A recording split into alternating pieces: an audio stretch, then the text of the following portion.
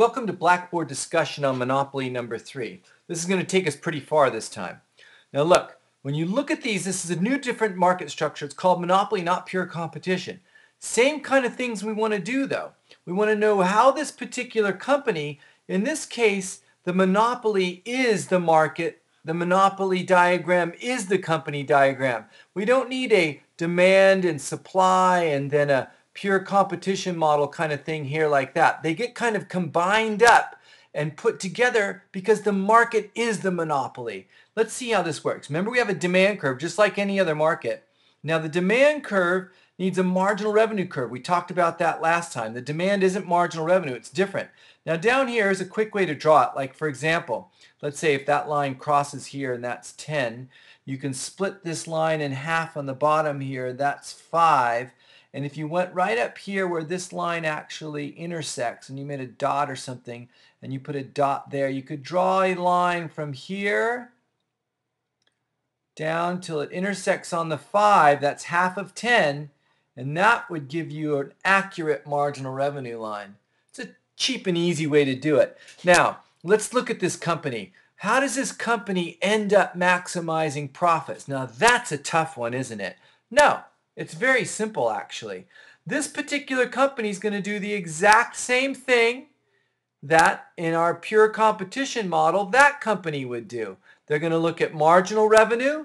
They're going to look at marginal cost. Now here's marginal cost. It comes down, comes up, and it goes like this. Just like before, it has that kind of U-shaped thing, that marginal cost line, just like in pure competition over there. Now, how much stuff should this company make to maximize profits? Well, if it makes 1 unit, it certainly has a marginal revenue for selling that unit way up here and a cost down here. Let's go ahead and make that unit. If it sells the second unit, well, the marginal revenue of selling that unit's here. The marginal cost is way down here. Let's make that one as well. Here's 3. What about 3? Yeah, the marginal revenue's here. The marginal cost, you bet we're going to make that one. Here's 4. Aha. Now here at 4, the marginal revenue equals to marginal cost. We'll definitely make that one. How about 5?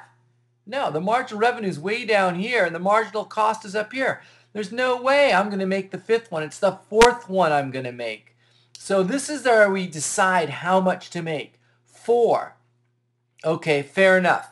How are we going to find out the profits?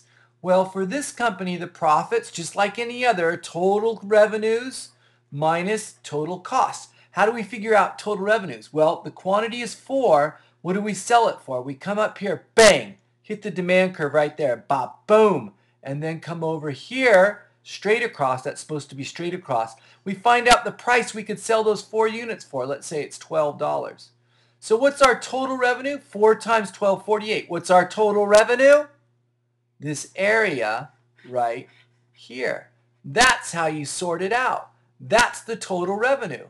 The total revenue is price times quantity. Sound familiar? That's right. Just like before over here. Price times quantity gives you the total revenue. Fair enough. Let's do this again, only this time we're going to draw it from scratch here, and we're going to show you how the whole thing works. Look. You draw this like this. You have a quantity axis, a price axis. You draw the demand curve. That's a pretty slopey demand curve, isn't it? That's okay. Then you draw the marginal revenue curve. Let's say demand is all the way up here to 20. Well, 10 is where that marginal revenue curve is going to kind of intersect. I'll just kind of eyeball it like that. That's it, marginal revenue. You start there. That's your monopoly company. We'll say it's company B. And they have total patent on something. You can't enter the market, right? That's that key element to it. Okay, now what do? Well, we figure out their marginal cost. Let's say their marginal cost curve looks like this. Marginal cost equals marginal revenue. That's the profit maximizing unit. Let's call that, oh, that looks like about 7 units. How much is their total revenue? It's 7 times the price they could sell those 7 at. Let's say that's $120. So we have 7 times 120, and all of this area is total revenue. That's what that area is, total revenue. How about total cost? Well, now that's an interesting thing. How are we going to figure that out? Actually, it's pretty simple. What we're going to do is we're going to put on top of this diagram the average total cost curve, just like before. What's the total cost of producing 7? It's 7 times the average total cost. You come over here, you find that out. Let's say that's 110, and there is your total cost. Average total cost 110 times 7 units, and you get the total cost, this rectangle, and the total revenue, the big one. And what's left? What do you guys think is left? Of course, you know exactly. The difference between revenues, total revenues, minus total costs is profits. And this red rectangle right here is profits. Those are monopoly profits. Look what's happening. Profits. Remember before, profits. New suppliers come into the market. Nuh-uh. Not in a monopoly.